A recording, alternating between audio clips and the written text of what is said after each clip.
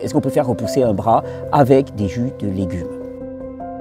Pourquoi est-ce que je serais dans la merde en fait? C'est la vraie question que j'ai envie de te poser, Alex. Et là, c'est un truc, on passe dans la 5e dimension. Qui sait ce que peut la vie? C'est la question que j'ai posée au travers de toutes mes vidéos, de ces 10 ans, 12 ans de vidéos.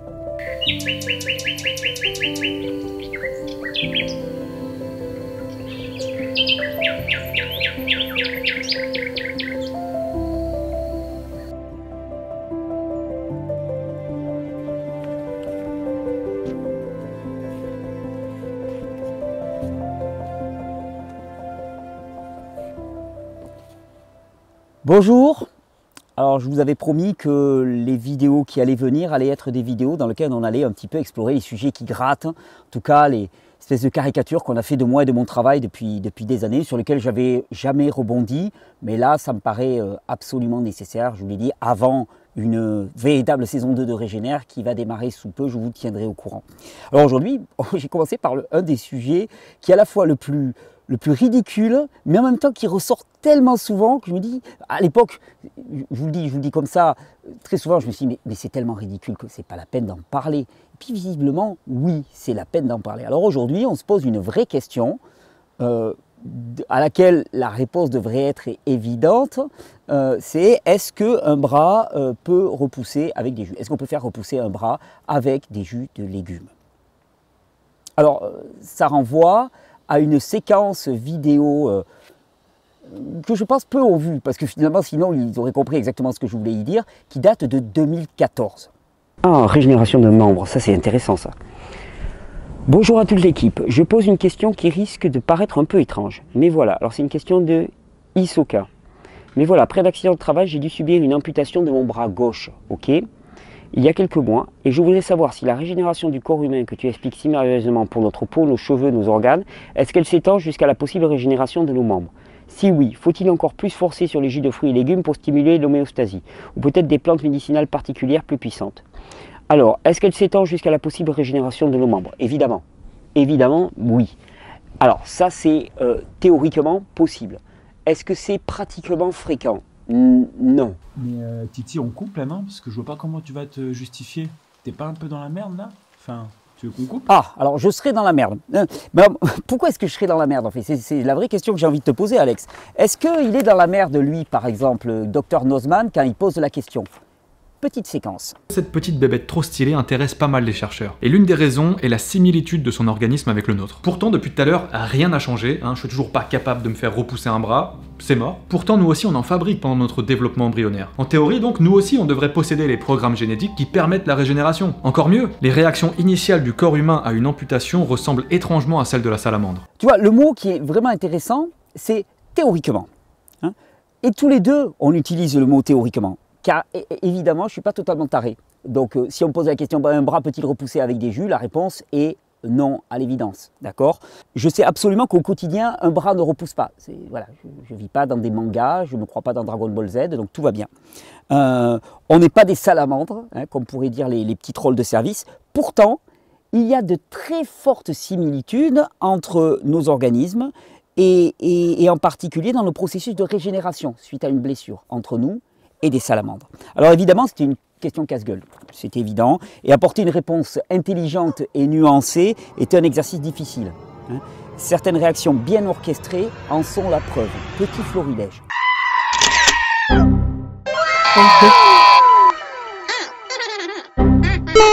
Ok.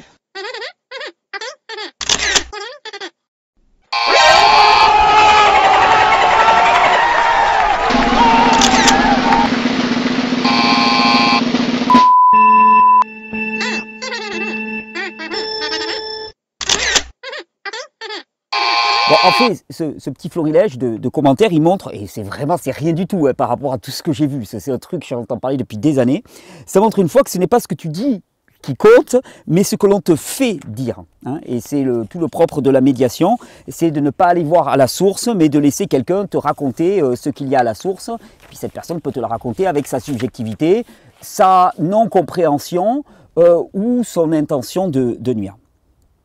Donc, par exemple, est-ce que j'ai dit qu'un bras allait repousser avec du jus de carotte ou avec un jus quelconque ou des plantes médicinales? La réponse est non. La séquence vidéo le prouve. Je ne pense pas que ce soit avec des plantes médicinales particulièrement plus puissantes que tu arrives à quoi que ce soit. Là, je pense qu'on est plus dans un domaine d'énergie nerveuse, réellement. C'est pour faire de la croissance, de la création, de la recréation d'organes, il faut énormément d'énergie nerveuse. Bon, je soutiendrai vraiment le système endocrinien en mettant le paquet à ce niveau-là. Mais dans ce domaine-là, moi je m'appuierai plus sur la foi, donc sur le domaine spirituel, pour pousser le corps aux limites de l'homéostasie, plus que sur simplement des fruits. C'est-à-dire que les fruits et les jus de fruits vont être absolument nécessaires pour cela, mais c'est sur le plan spirituel que j'irai un peu plus creuser. Donc je suis clair, hein, c'est pas avec des plantes médicinales, avec des fruits ou des jus que tu vas y arriver, même si effectivement je considère que ce sont des très bonnes adjonctions. Je pense même que c'est nécessaire, mais pas suffisant. Alors, il faut arriver à saisir la différence entre nécessaire et suffisant. Alors, pourquoi nécessaire? Nécessaire, c'est simple, parce que je sais que la richesse de nos apports quotidiens en antioxydants en particulier, les flavonoïdes, les polyphénols, etc., va être très importante dans les processus de cicatrisation, de régénération, de croissance à l'échelle de tout le corps. C'est une évidence scientifique indiscutable à notre époque. La production de cellules souches, dont nous allons abondamment parler dans la suite de cette vidéo, est aussi stimulée par la consommation de légumes verts et des crucifères en particulier, comme le chou kale et tous les autres choux, que l'on consomme régulièrement en jus. Le gingembre aussi, en réduisant l'inflammation, participerait à l'augmentation de cellules souches dans l'organisme. Et vous savez combien j'aime mettre du gingembre dans les jus, j'en use et j'en abuse. Le reste des pratiques de santé, promues par Régénère, comme le jeûne, l'exposition au froid ou l'exercice à haute intensité, toutes ces choses participent aussi à augmenter la quantité de cellules souches. Pourtant, je ne pense pas que ce soit avec des jus ou des fruits ou un quelconque aliment en particulier que l'on puisse faire repousser un bras et passer du théoriquement possible au pratiquement constaté. Alors, la vraie question, un bras peut-il repousser? Et si oui, comment? On va creuser la question aujourd'hui.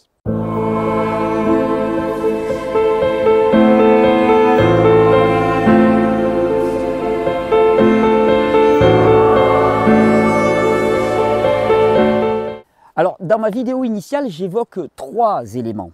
Je parle principalement de cellules souches, je parle d'énergie nerveuse et je parle de foi et de miracles. Alors, je vous mets les petits extraits. Des cellules souches, tu en as en permanence dans ton organisme. Tu as tout le programme pour reconstruire un bras, donc il n'y a aucune raison que le bras ne se reconstruise pas. Sauf qu'il faut une énergie nerveuse. Tu me parles particulièrement d'homéostasie pour stimuler les jus de fruits et de légumes. Moi, je te dirais qu'il te faut une énergie nerveuse colossale, pour reconstruire un bras. Dans ce premier extrait, on parle des 2 premiers éléments, les cellules souches et l'énergie nerveuse. Alors, cellules souches, qu'est-ce que c'est? Ce sont des cellules qui sont indifférenciées dans l'organisme. On en a énormément à l'état embryonnaire, on en a de moins en moins au fur et à mesure de l'avancement de la vie. Ce sont des cellules qui potentiellement peuvent devenir n'importe quoi dans l'organisme. Parce que au-delà de la bêtise crasse des trolls qui ricanent, suivez bien mon raisonnement qui n'a rien d'original d'ailleurs. Mon raisonnement c'était, pourquoi est-ce qu'un bras se forme à l'état embryonnaire, y compris chez l'humain? Ouais, parce que si tu as un bras, c'est bien qu'à un moment il s'est formé, et que cela n'a pas lieu ensuite si les tissus sont lésés. C'est possible une fois, biologiquement, alors pourquoi pas plusieurs fois? On va me dire, voilà, c'est possible une seule fois, et puis basta, c'est plus possible. Ouais, mais pourtant c'est pas vrai. Il y a de nombreuses espèces animales, y compris des vertébrés, qui prouvent le contraire. On prend l'exemple, par exemple, d'une espèce de petite salamandre très, très mignonne, qui s'appelle l'axolote. Tu pourras mettre une photo d'axolote, ça fait très... Voilà.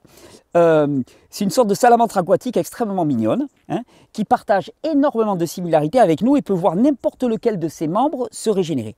Mieux encore, et là c'est un truc, on passe dans la 5e dimension, si on coupe un bout d'axolote et qu'on le plante dans un autre axolote, eh bien, il pousse à nouveau. Alors, son secret, c'est très intéressant à l'axolote, c'est que lors d'une imputation, on assiste d'abord à une contraction très très forte des vaisseaux sanguins, histoire d'éviter l'hémorragie. Puis quelques jours plus tard, il y a une arrivée massive de ce qu'on appelle des blastèmes. Et les blastèmes, qu'est-ce que c'est? Ce sont des cellules souches embryonnaires qui arrivent au niveau de la plaie, qui vont littéralement permettre la régénération complète du membre. Et c'est très intéressant parce que non seulement elles permettent la régénération complète du membre, mais surtout elles empêchent la cicatrisation. Pour le faire simple, une fois amputé, l'axolote, il répète les étapes de son développement initial à l'état embryonnaire. Ça revient à dire, des cellules souches, tu en as en permanence dans ton organisme. Tu as tout le programme pour reconstruire un bras, donc il n'y a aucune raison que le bras ne se reconstruise pas. C'est exactement la même chose. D'ailleurs, les chercheurs estiment que c'est là que nos processus de guérison diffèrent avec l'axolote. C'est très intéressant. La cicatrisation serait en quelque sorte une régénération avortée. C'est parce que ça cicatrise et qu'il n'y a pas ce processus de croissance qui continue. La cicatrisation bloque la régénération par les cellules souches. Retenez-le bien car ça va être important dans la suite de la vidéo. Donc tout se passe au niveau des cellules souches, les blastèmes, et c'est cet afflux de cellules souches qui différencie la régénération de l'axolote de la cicatrisation d'un membre amputé humain.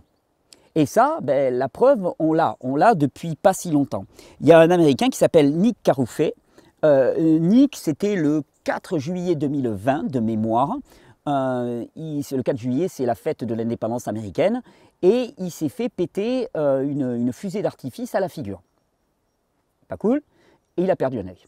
Il a perdu un œil qui était extrêmement blessé. Il a perdu complètement la vue. L'œil était détruit.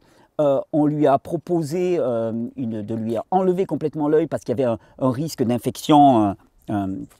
Et puis à un moment, sa mère est tombée sur une expérience qui était en cours avec de la régénération au niveau des yeux en injectant massivement des cellules souches. Alors la technique développée par ces chercheurs, elle est très intéressante, c'est-à-dire qu'ils prennent des cellules souches dans l'œil qui n'a pas été lésé, ils les cultivent en laboratoire, c'est-à-dire qu'ils les multiplient énormément et ils les réinjectent au niveau de l'œil qui est abîmé.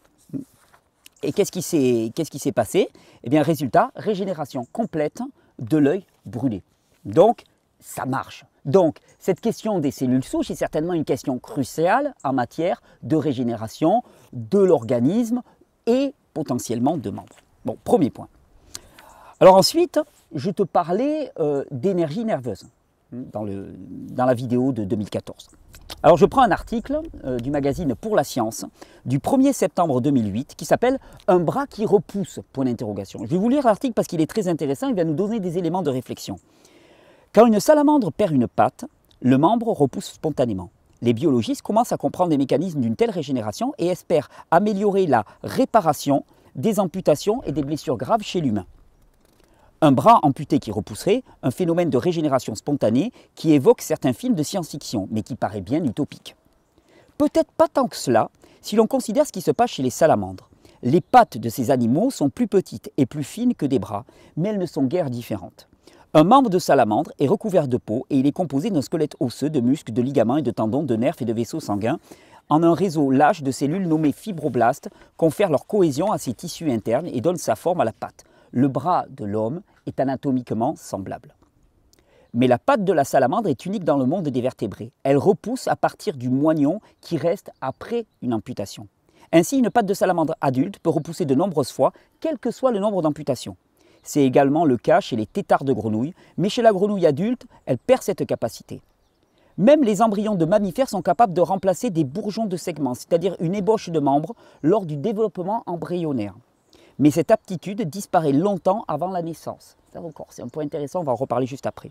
En effet, les capacités régénératives tendent à diminuer au cours du développement chez tous les animaux supérieurs. La salamandre est le seul vertébré qui conserve cette étonnante capacité tout au long de sa vie.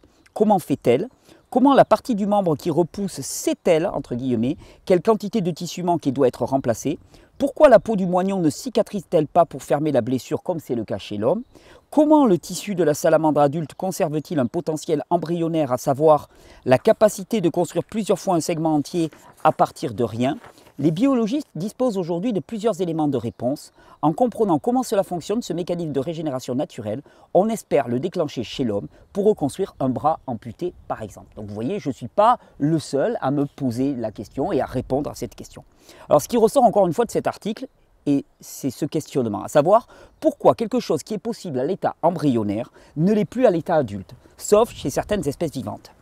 Alors, on a un médecin du Washington Medicine and Center, de l'université, qui est professeur à l'université de Washington Medicine and Center, donc c'est l'université de Washington spécialisée dans la main, qui s'appelle le Dr Christopher Allan, dit dans un article de presse que globalement, les bouts de doigts d'un enfant ont de bonnes chances de se régénérer s'ils sont coupés. Alors on parle bien des bouts de doigts, on n'est pas au niveau du bras, on parle des bouts de doigts. Alors ils ont des bonnes chances de se régénérer et il précise bien si on les laisse tranquilles. C'est-à-dire que toute chirurgie va empêcher cette régénération. C'est important de noter que cette capacité n'est plus observée à l'âge adulte et qu'il est important de ne pas intervenir. En fait, si tu commences à recoudre, c'est mort. Alors pourquoi les enfants et pas les adultes? Pourquoi? Mais moi je vais vous poser la question. Pourquoi est-ce que quand vous allez dans un parc de jeux en hiver, vous avez les enfants qui courent en t-shirt à moitié à poil dans le froid, pendant que les parents grelottent sur le banc? Attendez, excusez-moi, je vais tomber mes petites notes. Eh bien, c'est une question d'énergie vitale. C'est ce qu'on appelle l'énergie nerveuse, la bioélectricité. Et donc, je vous cite un article qui est paru dans PubMed qui s'appelle La stratégie et la méthode pour la régénération des doigts. Pour régénérer un doigt. C'est un article qui date de mars 2014 dans la revue Regenerative Medicine. Le bout du doigt humain peut se régénérer si l'amputation est distale par rapport au lit de l'ongle, généralement chez les jeunes enfants. Des études sur la régénération des doigts de rongeurs ont montré que la régénération se produit si l'amputation est distale à la troisième phalange médiane pour certains âges. Le chiffre contient de nombreux composants différents, tels que des muscles, les tendons, les os, la peau, les nerfs et les vaisseaux sanguins qui doivent tous être repoussés au bon endroit afin de restaurer la fonctionnalité. Le mécanisme à l'origine des processus complexes de guérison-régénération est toujours à l'étude. Cependant, des améliorations dans la régénération des doigts blessés se sont progressivement développées dans des modèles animaux au cours des dernières années. Cette revue traite de quelques stratégies et méthodes pour éventuellement améliorer la régénération au-delà des limites naturelles actuelles. En se concentrant sur des aspects, écoutez bien, tels que la cicatrisation sans cicatrice, donc le fait de ne pas permettre la cicatrisation qui bloque tout, les traitements à base de cellules souches, l'ingénierie cellulaire et la stimulation électrique. On retrouve cette stimulation électrique. Et d'ailleurs, je vous cite une interview de Michael Levin, qui est professeur de biologie à l'université Tufts et directeur de Tufts Center for Regenerative and Development Biology. Donc c'est quelqu'un qui travaille sur la régénération et au niveau biologique. Il dit comment la bioélectricité peut permettre de faire repousser des membres et des organes. Michael Levin nous dit « Dans un avenir proche, les malformations congénitales, les blessures traumatiques, la perte d'un membre et peut-être même le cancer pourraient être guéris grâce à la bioélectricité. Des signaux électriques qui communiquent à nos cellules comment se reconstruire. » Cette idée innovante a été testée sur des vers plats et des grenouilles par le biologiste Michael Levin, dont les recherches étudient comment la bioélectricité fournit le modèle de construction de notre corps et comment elle pourrait être l'avenir de la médecine régénérative. C'est peut-être ça la grosse différence entre l'état embryonnaire et l'état adulte, la bioélectricité, l'énergie nerveuse. Je vous prends un article encore de Science Advance du 26 janvier 2022, donc très récent. La régénération des membres est une frontière dans la science biomédicale. L'identification des déclencheurs de réponses morphogéniques innées in vivo pour induire la croissance de tissus sains à motif répondrait aux besoins de millions de patients, des diabétiques aux victimes de traumatismes. Alors ça c'est très intéressant, des organismes tels que Xenopus levis, dont les capacités de régénération sont extrêmement limitées à l'âge adulte, reflètent bien celles des humains, sont des modèles importants avec lesquels tester des interventions qui peuvent restaurer la forme et la fonction. Ici, nous démontrons une repousse à long terme, 18 mois, un remodelage tissulaire marqué et une restauration fonctionnelle d'un membre postérieur de Xenopus levis amputé, après une exposition de 24 heures à un traitement pro-régénératif. Alors ce traitement pro-régénératif, il est composé de cellules souches et de bioélectricité, principalement. Puis il y a des antibiotiques, des choses comme ça. Progénatif, multimédicament, délivré par un bioréacteur portable. Je vais vous expliquer ce que c'est que ce bioréacteur. Les tissus régénérés composés de peau, d'os, de systèmes vasculaires et de nerfs dépassaient considérablement la complexité et les capacités sensorimotrices des pointes hippomorphes des animaux non traités et témoins. Ces données démontrent le stimuli réussi des voies de régénération endogènes dans un modèle vertébrés. Le bioréacteur, il était présent. Alors, le bioréacteur, c'est une espèce de poche qui vient empêcher la cicatrisation. Parce qu'on a vu que cette cicatrisation, c'est ce qui nous différencie des salamandres et qui fait que finalement, on a un processus régénératif qui est bloqué. Et il permet aussi l'injection de quantités massives de cellules souches et de bioélectricité. Donc, au final, j'étais pas si loin. Ce qui est intéressant, c'est que dans ma réponse, je ne développais pas tellement ce point de vue biologique. Je disais simplement, bon, voilà, si je cherche sur le plan naturel, moi j'irais regarder du côté des cellules souches et de l'énergie nerveuse. C'était du bon sens pour moi, en partant de cette question, pourquoi est-ce que ça existe à l'échelle embryonnaire et pourquoi ça n'existe pas à l'état adulte. Mais ce que j'ai développé surtout, c'était la dimension de la foi, du spirituel, du miracle. Je suis croyant, je ne l'ai jamais caché, et bien évidemment les réponses que j'apporte sont des réponses aussi basées sur ma foi. Alors bon, je vais faire des poncifs, mais tu vas à Lourdes, il y a un bureau des miracles, dont l'objectif est d'attester de manière scientifique du caractère miraculeux de certaines guérisons constatées, et ils en ont. Je crois aux miracles. Je crois vraiment aux miracles, j'ai pu assister à des miracles, on m'a témoigné de miracles, alors quand je réponds, je parle aussi de miracles. Et puis, au-delà de ça, la recherche moderne commence à connaître vraiment la puissance de la foi, la puissance de la foi en termes de régénération, de l'intention, de la visualisation. Je pense aux travaux par exemple du docteur Joe Dispenza qui enseigne comment diriger la puissance de l'esprit afin d'activer les mécanismes de régénération du corps après avoir lui-même activé la régénération complète de sa colonne vertébrale lourdement blessée et pour qui le pronostic était de rester handicapé à vie. Alors, la vraie question, au-delà de ça, c'est est-ce que c'est criminel de donner de l'espoir aux gens? J'ai pas envie de te dire ouais ton bras va repousser, mais j'ai absolument pas envie de te dire non plus ton bras il va pas repousser. Parce que l'un comme l'autre sont faux. La potentialité existe. Moi, si j'étais à ta place, je parierais sur la régénération du bras. Pourquoi? Parce que de toute façon, quoi qu'il en soit, c'est la seule façon de mener sa vie pour moi, c'est-à-dire de brûler d'espoir et de brûler dans le sens de la régénération. Et on verra ce qui adviendra. Voilà, à peu près la seule réponse que je pourrais te donner, sans te faire de fausses promesses. Mais en même temps, il n'y a pas de raison que ton bras ne repousse pas. C'est tout. Et effectivement, moi j'ai envie de voir des recréations de bras. Il y a des résurrections qui existent. Alors des recréations de bras à côté, c'est pas grand-chose. Dans ce passage, tout est là. La question c'est, est-ce que tu vas vivre en te résignant ou vivre en espérant? Même l'impossible. C'est quoi d'ailleurs l'impossible? On voit que ça soit d'un point de vue scientifique, sans parler du point de vue spirituel ou miraculeux, les progrès vont à une vitesse absolument considérable. Ce qui était impossible il y a 10 ans est considéré comme peut-être tout à fait normal actuellement. Tu crois que pour moi, c'était possible de remonter la pente il y a presque 2007, donc tu vois, ça fait 17 ans de ça. Tu crois que pour moi c'était possible de remonter la pente? On m'aurait dit c'est impossible, on me l'a dit d'ailleurs, c'est impossible. On me l'a posé ce pronostic, ce diagnostic, on m'a dit non c'est impossible, vous ne remonterez pas la pente. Alors qu'est-ce qui est possible et qu'est-ce qui n'est pas possible? Scientifiquement déjà, et ensuite spirituellement. Spirituellement par notre esprit, spirituellement par notre esprit, par l'esprit de Dieu. Je vous cite un passage des évangiles, en Jean 14, Jésus dit « En vérité, je vous le dis, celui qui croit en moi fera aussi les œuvres que je fais, il en fera de plus grandes, parce que je m'en vais au Père. » Alors résumons toute cette histoire de bras qui repoussent grâce à des jus. Un bras ne repousse pas en buvant des jus ou en prenant des plantes médicinales. Même si cultiver la santé, nourrir avec des micronutriments de qualité est certainement le meilleur chemin vers la santé globale. Et que nos choix alimentaires peuvent participer à l'augmentation ou à l'inverse à la diminution de la quantité de cellules souches circulantes, déterminant ainsi directement les capacités régénératives de l'organisme. Et c'est exactement ce que j'ai dit dans cette vidéo. La recherche scientifique actuelle reconnaît que nous sommes à 2 doigts, sans mauvais jeu de mots, de maîtriser la repousse naturelle d'un membre, et que c'est désormais possible dans un modèle animal, et que pour cela, les 2 critères déterminants sont la présence massive de cellules souches et l'énergie nerveuse, plus le fait d'empêcher, de bloquer le phénomène de cicatrisation. 2 points que j'avais mis fortement en avant dans ma réponse, sans même connaître l'état de la science actuelle, tout simplement parce que c'est du bon sens. Ensuite, la foi permet les miracles.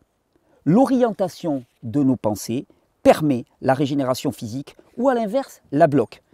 Vivre en espérant Et de toute façon, de mon point de vue, une perspective nettement plus joyeuse et motivante que vivre résigné. Qui sait ce que peut la vie? C'est la question que j'ai posée au travers de toutes mes vidéos, de ces 10 ans, 12 ans de vidéos. Qui sait ce que peut la vie? Pour moi, pour vous. C'était la question que je posais dans cette vidéo. Et j'espère que là, on aura remis les pendules à l'heure.